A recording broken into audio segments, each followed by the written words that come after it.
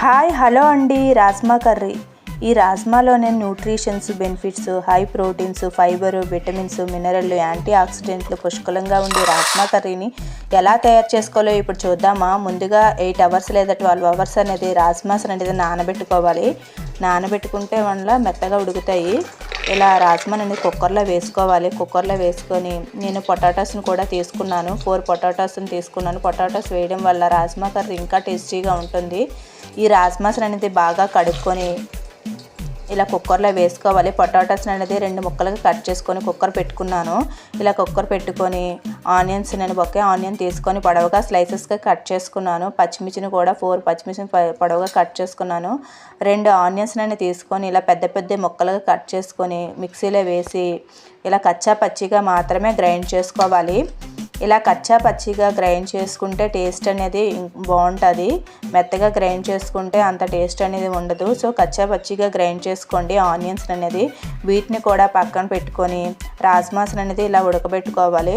ఉడకబెట్టుకొని కళాయి తీసుకొని అందులోని 5 టేబుల్ స్పూన్ ఆయిల్, జీలకర్ర, ఆవాలు, స్లైసెస్గా కట్ చేసుకున్న ఆనియన్స్,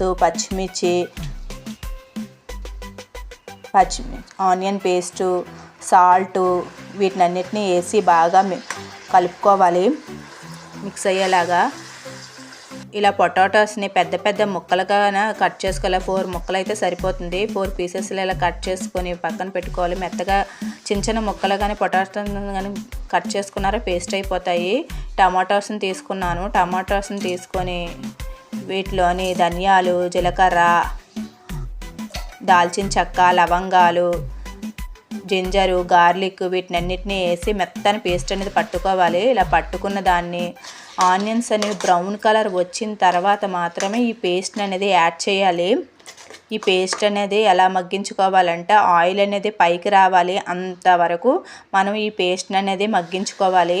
మగ్గించుకున్నాక మీ టేస్ట్కి ఎంత అయితే తింటారో అంత కారంని వేసుకోవాలి. నేను 2 టేబుల్ స్పూన్ కారం అనేది వేసుకున్నాను. వేసుకొని వీటిని అన్నిటినీ బాగా కలపాలి. కలిపిన తర్వాత నేను 1/2 గ్లాస్ అనేది వాటర్ అని యాడ్ చేసి సాల్ట్ మీ టేస్ట్కి సరిపడినంత, రాజ్మాని, పొటాటోస్ని వీటిని అన్నిటినీ వేసి బాగా కలుపుకోవాలి. కలుపుకొని ఇలా కర్రీ అనేది ఆయిల్ అనేది బయటికి వచ్చిన తర్వాత నేను టేస్ట్ కోసం కొంచెం నెయ్యి అనేది వేసాను. వేసి నెక్స్ట్ కసూరి మేతి, కొత్తిమీర ఉంటే కొత్తిమీర కూడా వేసుకోవచ్చు. కసూరి మేతి ఆప్షనల్.